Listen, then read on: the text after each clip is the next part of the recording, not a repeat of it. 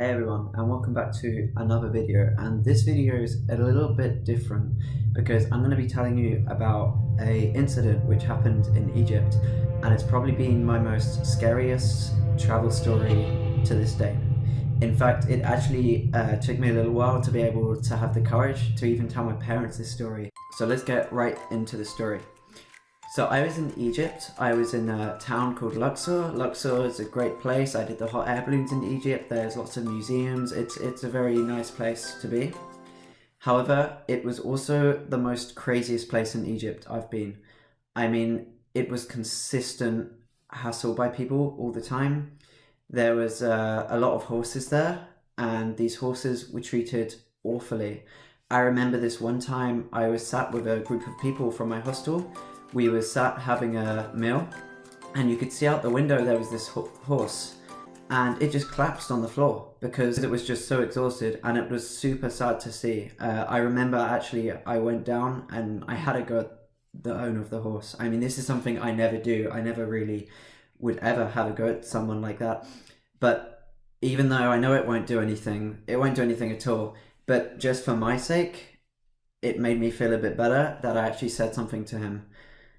But that was kind of the place it was. So anyway, so this happened when I went for a walk, and there was a smoothie shop. And Egypt, they have some fantastic smoothies. I mean, you can customize them.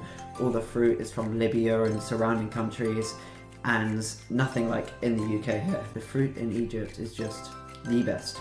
And anyway, so I was going to grab a smoothie. I say, hi, can I have one smoothie please? The guy's like, yeah, sure, blah, blah, blah. We have a chat. And then I sit down because I'm in no hurry. It's nice to just look out the window sometimes and watch the world go past. The store owner, the guy who served me, quite a young guy. I think actually he was about 20 at the time. He then came and said, oh, is it all right to sit and join you? I was like, sure, why not, you know? I like speaking to people, especially when they're local. You get to know what they're doing in their life, do they like their country, what people do on a day-to-day basis, and maybe any suggestions as well. So knowing people is one of the best things, I think, one of the best ways to get to know a place is through the people who live there. And yeah, it's a very, very normal conversation. I'm speaking with this guy, I'm asking him lots of questions, he's asking me questions. It was very normal conversation. He even ended up buying me another free smoothie as well, which I thought was very kind. But there was a thought in the back of my head, like, this is not what normal people do in Egypt. He then started singing to me, which was very, very funny. I was trying very hard not to laugh. He was telling me that in Western music, it's full of auto-tune, and he sang to me, and it was horrendous. It was not very good at all. But I tried very, very hard to appreciate it. I also translated it on my phone as he was singing, and it was all about God and love and all these things like that. But I just thought, he's just having fun as this Egyptian guy. He's then introducing me to all his family who works in the smoothie shop. So I'm like, okay, great. He had this, a brother. I think his brother was about 10 years old, who plays football. He was also, his mum, I think, was, I thought, okay, just trying to be friendly. So, oh look, there's an English guy here. Look, come, let's show me this English guy, blah, blah, blah, blah, blah. So after that, he said, oh, I can drive you back to the hostel on my moped. And I thought I had a good rapport with this guy. He seemed very genuine. I mean, I would say I have a good idea of when someone's being genuine and when they're not being genuine. So I say, sure. So I hop on this guy's moped and he drives me back to my hostel, which is also a pretty cool experience because I've not actually been on a moped in Egypt. And I know I was safe because it was by a local. So then we arrive at the hostel, and I actually offer him some money because there's still something in my head saying this. He's offered a lot of stuff here, and I'm not exactly sure if there's an underlying thing going on here.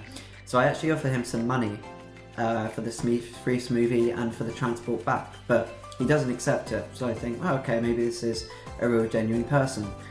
And one of the things he said was, I would like to show you around tomorrow after my work of the local area.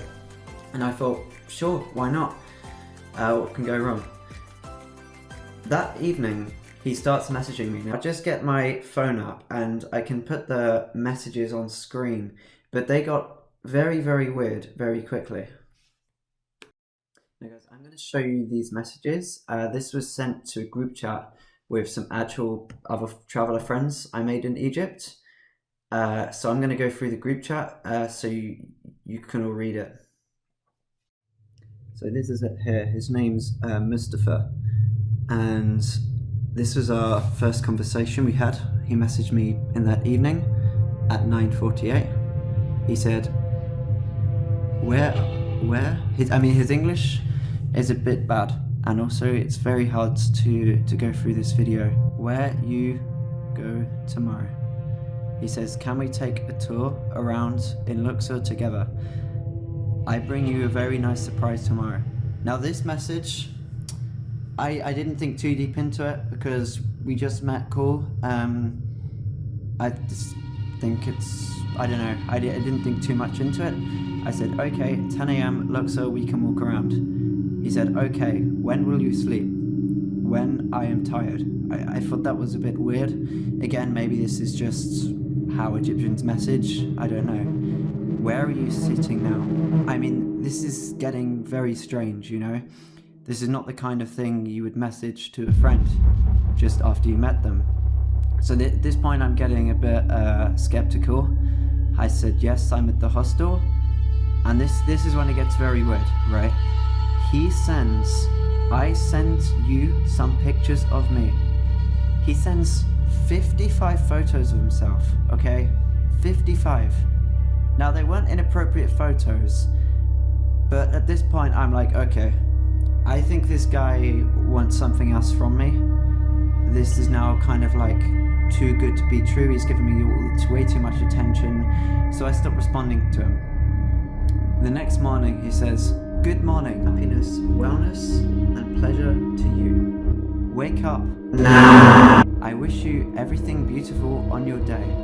Why don't you want to talk to me? You are fine. I want to check on you, my friend.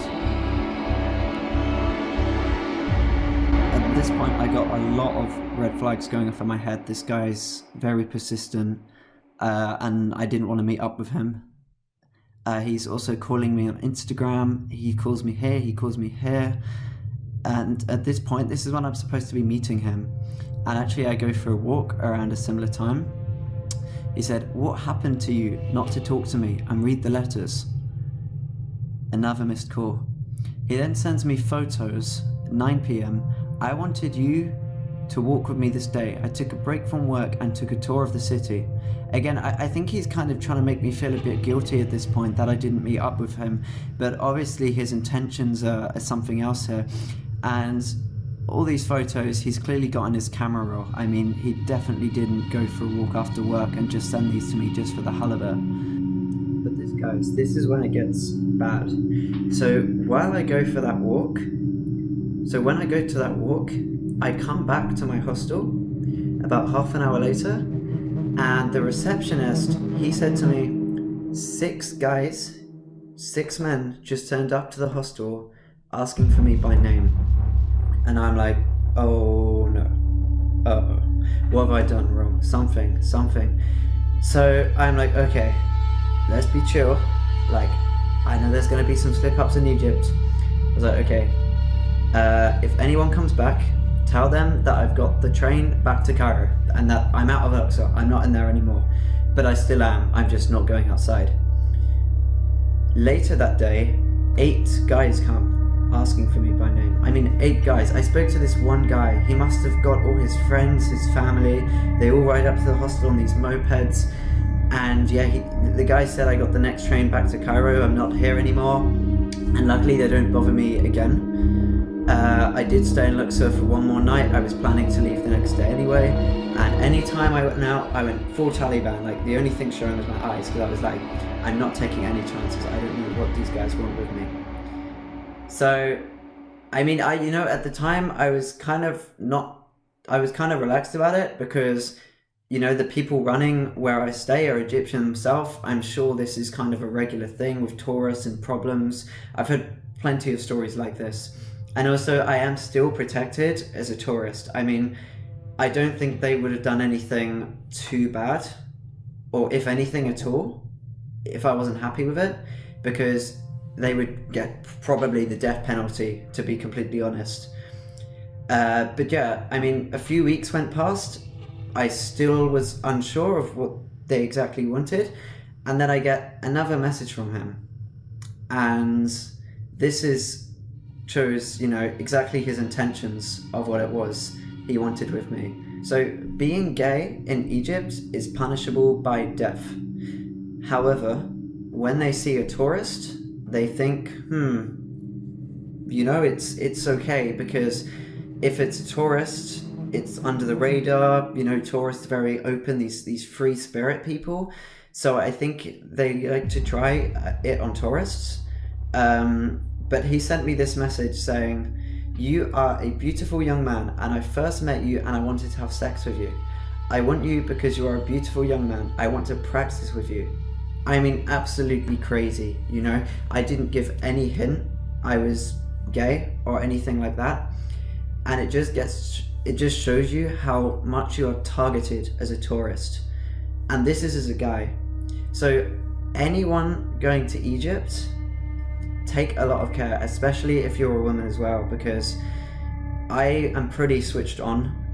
I'm pretty alert of these situations, and I think I dealt with it the best I could, but it can still catch you out.